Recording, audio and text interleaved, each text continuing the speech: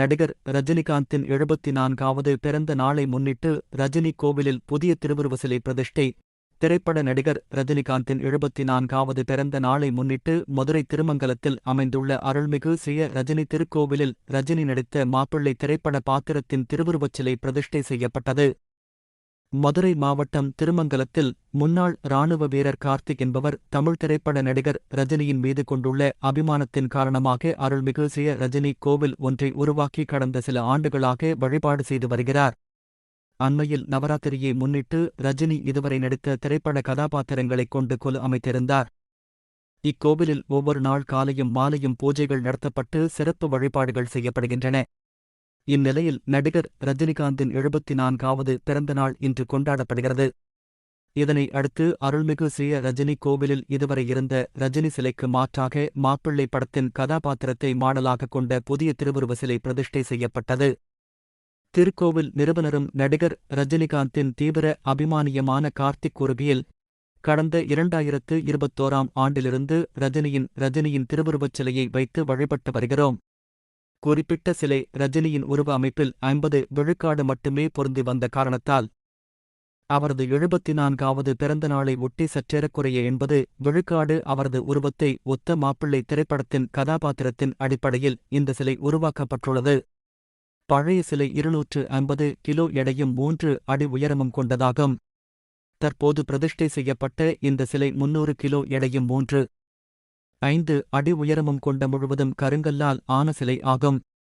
பழைய சிலை மூலவராகவும் தற்போதைய சிலை உற்சவராகவும் ரஜினி கோவிலில் பிரதிஷ்டை செய்யப்பட்டுள்ளது. இது குறிப்பிட்ட சிலையை செய்வதற்கு மிக கடுமையாக சிரமப்பட்டோம். தமிழகத்தின் பல்வேறு பகுதிகளுக்கு சென்று இதற்காக முயற்சி மேற்கொண்டோம். விருதுநகரில் இந்த சிலையை ஒரு ஸ்தபதி எங்களுக்கு செய்து கொடுத்தார். கடந்த 6 மாதங்களாக இந்த சிலையை உருவாக்க நேரம் எடுத்துக் கொள்ளப்பட்டுள்ளது. ரூபாய் 70,000 வரை செலவாகியுள்ளது. ரஜினிகாந்தை எங்களது குலசாமியாக குடும்பத்தார் தனிப்பட்ட முறையில் நாங்கள் வழிபட்டு வருகிறோம். ஆகையால் இதற்கு விளம்பரம் தேவையில்லை. ரஜினிகாந்த் தொடர்புடைய பிறந்தநாள், அவரது திருமண நாள் என அனைத்து நாட்களையும் நாங்கள் இங்கே கொண்டாடி வருகிறோம். கடந்த சில வாரங்களுக்கு முன்பாக நவராத்திரியை முன்னிட்டு நடிகர் ரஜினிகாந்த் நடித்த 170 திரைப்படங்களில் இருந்து அவரது கதாபாத்திரங்களைக் கொண்ட பொம்மைகள் உருவாக்கி இந்த கோவிலில் கொலு நடத்தினோம். அச்சமயம் ரஜினிகாந்த் உடல் நலம் குன்றி மருத்துவமனையில் இருந்த காரணத்தால் அவர் நலம் பெற வேண்டி இந்த கொலுவை நாங்கள் அமைத்தோம். எங்களது வாழ்க்கையில் ஒரு முறையாவது அவரை சந்தித்து அவரது காலில் விழுந்து எனது குடும்பத்தாருடன் ஆசீர்வாதம் வாங்க வேண்டும். கடந்த 100 நாட்களுக்கு முன்பாக ரஜினிகாந்தின் உதவியாளர் எங்களை தொடர்பு கொண்டு எங்களது முகவரியை கேட்டிருக்கிறார். ஆகையால் அவர் கண்டிப்பாக எங்களை சந்திப்பார் என்ற நம்பிக்கை உள்ளது. கடமையை செய்து கொண்டிருக்கிறோம், அவர் சந்திப்பார் என்ற பலனை எதிர்பார்த்து என்றார். கம்ப்யூட்டர் அப்ளிகேஷனில் M.E. பயிலும் கார்த்திக்கின் மகள் அனுஷா கூறுகையில், எனது அப்பா வழியில் நானும் சிறுவயதிலிருந்தே ரஜினிகாந்தின் தீவிர ரசிகராக உள்ளேன். அவரது படத்தை தவிர வேறு யாருடைய திரைப்படங்களையும் நாங்கள் பார்ப்பதில்லை. எங்கள் வீட்டில் நாங்கள் உருவாக்கிய ரஜினி கோவிலில் நாள்தோறும் காலையும் மாலையும் பூஜை செய்து வழிபாடு நடத்துகிறோம். குடும்பத்தார் அனைவரின் ஒத்துழைப்போடுதான் இந்த கோவில் உருவாக்கப்பட்டுள்ளது. தற்போதுள்ள இந்த சிலையை செய்வதற்கு கடும் சிரமப்பட்டோம். இந்த முறை உருவாக்கப்பட்டுள்ள ரஜினி சிலை அவரது உருவத்தோடு பெரும்பாலும் ஒத்துள்ளது எங்களுக்கு மகிழ்ச்சி அளித்துள்ளது. எல்லோரும் ரஜினிக்கு பிறந்தநாள் வாழ்த்து சொல்கிறார்கள். நான் அவருக்கு வித்தியாசமாக அவரது 74வது பிறந்த நாளை முன்னிட்டு 74 மொழிகளில் வாழ்த்து எழுதி அனுப்பியுள்ளேன் என்றார். ரஜினிகாந்தனுடைய 74வது பிறந்த நாளை முன்னிட்டு 3 அடி 300 கிலோ எடை கொண்ட கருங்கல்லாலான உற்சவமூர்த்தி ரஜினிகாந்த் சிலை இன்று அருள்மிகு ஸ்ரீ ரஜினி கோவிலில் பிரதிஷ்டை செய்யப்பட்டது. போன வருடம் 2023 அக்டோபர் 26 3 அடி 250 கிலோ எடை கொண்ட மூலவர் ரஜினிகாந்த் சிலை பிரதிஷ்டை செஞ்சுருந்தோம். இன்று உற்சவமூர்த்தி ரஜினிகாந்த் சிலைக்கு 8 விதமான அபிஷேகங்கள் நடத்தப்பட்டது. ஏன்னா தலைவருக்கு பிறந்த நாள். பஞ்சாமிர்தம், பூந்தி, பால், தயிர், இளநீர் போன்ற அபிஷேகங்கள் நடத்தப்பட்டது.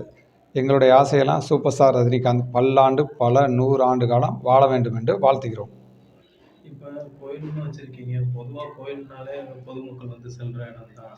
இப்போ இங்கே வந்து அனுமதிப்பீங்களா கோயில்?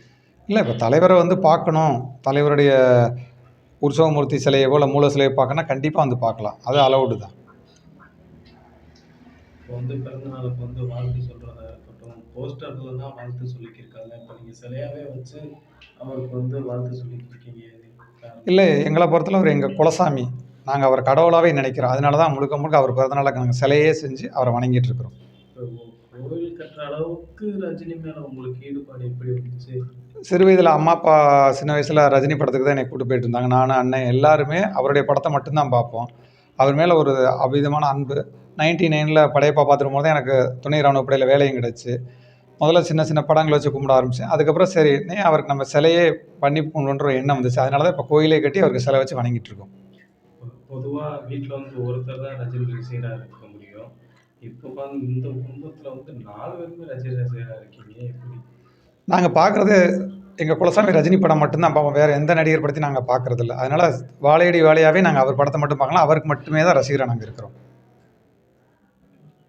சரி. கார்த்திக்.